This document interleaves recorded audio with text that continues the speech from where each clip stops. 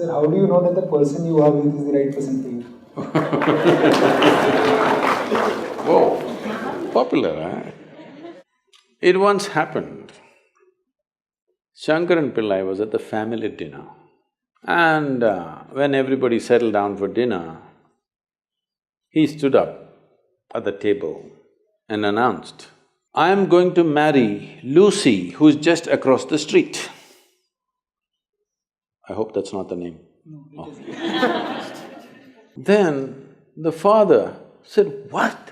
You going to marry Lucy? She has nothing. She's like a tramp. You going to marry that Lucy?" Mother said, "What? You going to marry that Lucy?" The uncles always pitch in these kind of matters, you know. Uncle said, "What? You going to marry that Lucy? Have you seen her hair? It looks fake." The aunt, "What? You going to marry Lucy? She's always painted. You going to marry that painted woman?"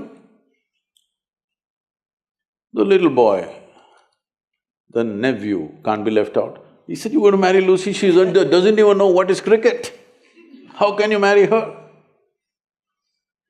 Shankaran Pillai stood his ground and said, "Yes, I'm going to marry Lucy." Everybody asked in one voice, "Why?" He said, "Because she has no family."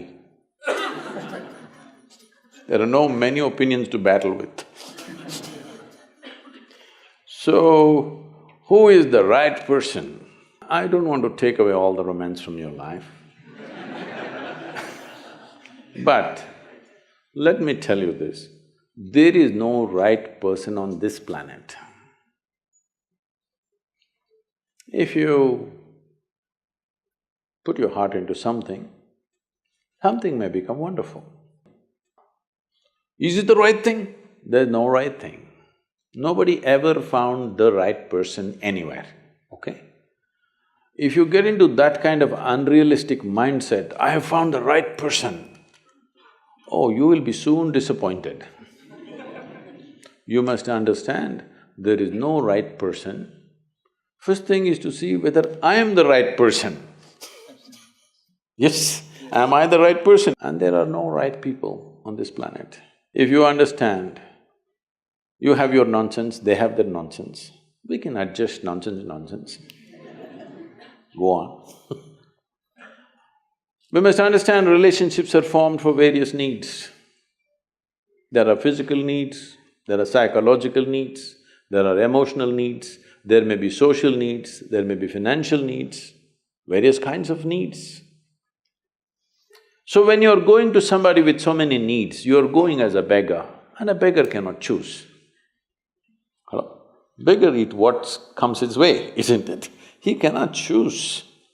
So, if you really want to make a choice in this world, first and foremost thing is, you bring yourself to your place where your experience of life is just pleasant by yourself. You're wonderful.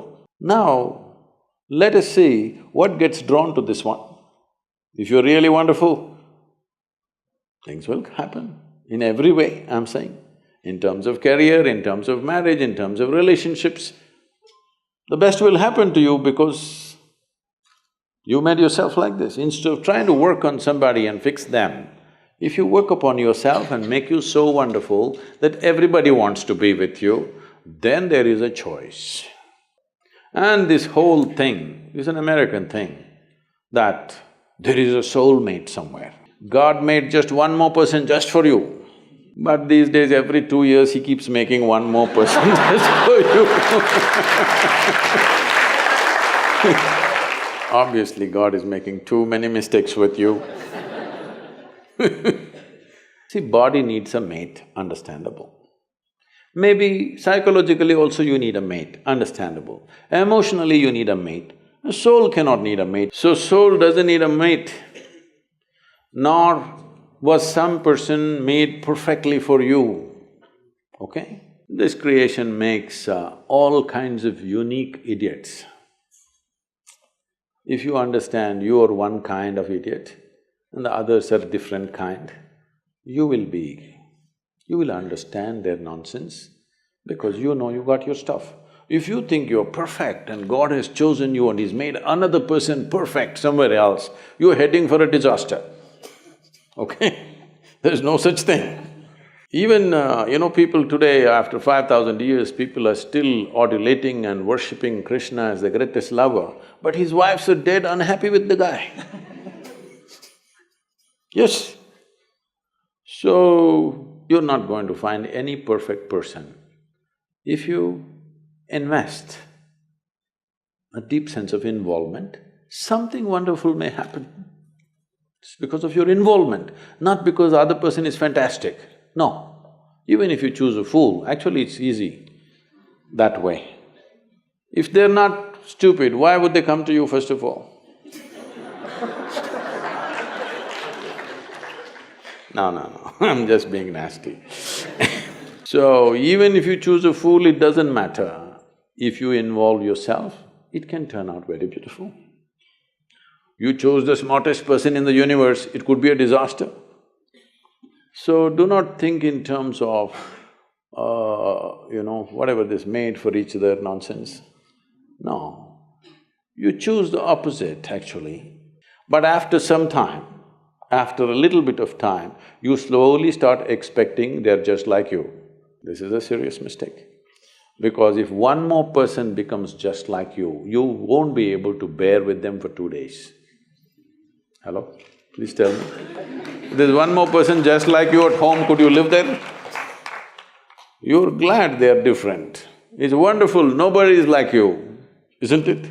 Nobody is like you on this planet. Try and see. Nobody is like you, and that's good. Don't look for sameness, not necessary. It's a difference which makes the… because of the difference you tango, not otherwise